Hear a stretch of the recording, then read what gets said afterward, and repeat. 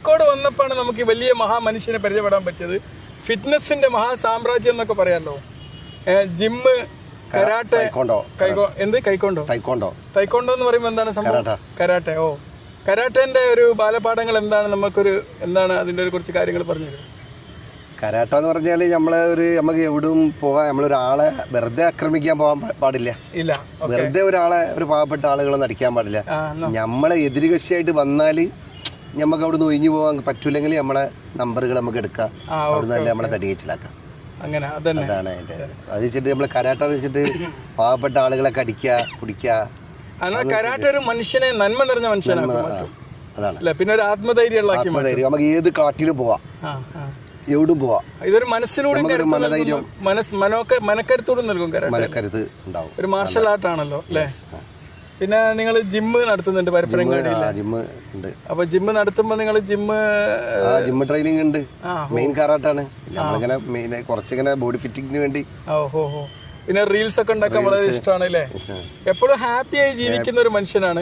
നമ്മളിവിടെ ഇങ്ങനെ പരിചയപ്പെട്ടപ്പോൾ ഇൻസ്റ്റന്റ് ആയിട്ട് തന്നെ ഞങ്ങൾ അവിടുന്ന് റീൽസ് ഉണ്ടാക്കുന്ന കണ്ടപ്പോൾ പരിചയപ്പെട്ടതാണ്.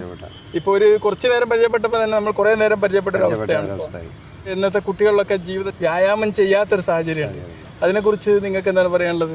വ്യായാമം എന്ന് പറഞ്ഞാൽ ഈ കുട്ടികളൊക്കെ ഇന്ന് കൂടുതലും ലഹരിയിലേക്കാണ് പോകുന്നത്. അതെ. ഈ MDM, കഞ്ചാവ് ഇങ്ങനെയുള്ള ലഹരിയിലേക്കാണ് കുട്ടികളൊക്കെ തിരിയണത്. അപ്പോൾ നമ്മൾ ഇങ്ങനെയുള്ള കലകളായിട്ട് നമ്മൾ മുട്ടിക്കഴിഞ്ഞാൽ നമ്മൾ അങ്ങനത്തെ തെറ്റിലേക്ക് വല്ല പോവില്ല.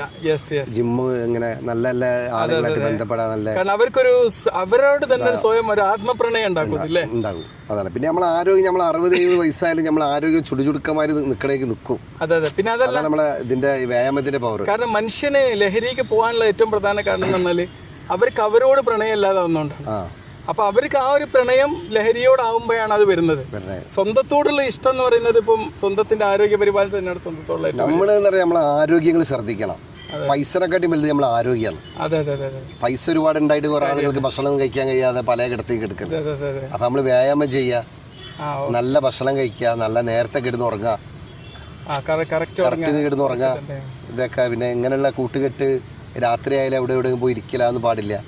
നേരത്തെ നല്ല ഭക്ഷണം കഴിച്ചിട്ട് കിടന്നു. ഭക്ഷണം പിന്നെ ഒരുപാട് നേരത്തെ ഒരു 7 മണിക്കൊക്കെ കഴിക്കുക. രാത്രിത്തെ ഭക്ഷണം ഒരു 7 മണിക്ക് കഴിക്കുക.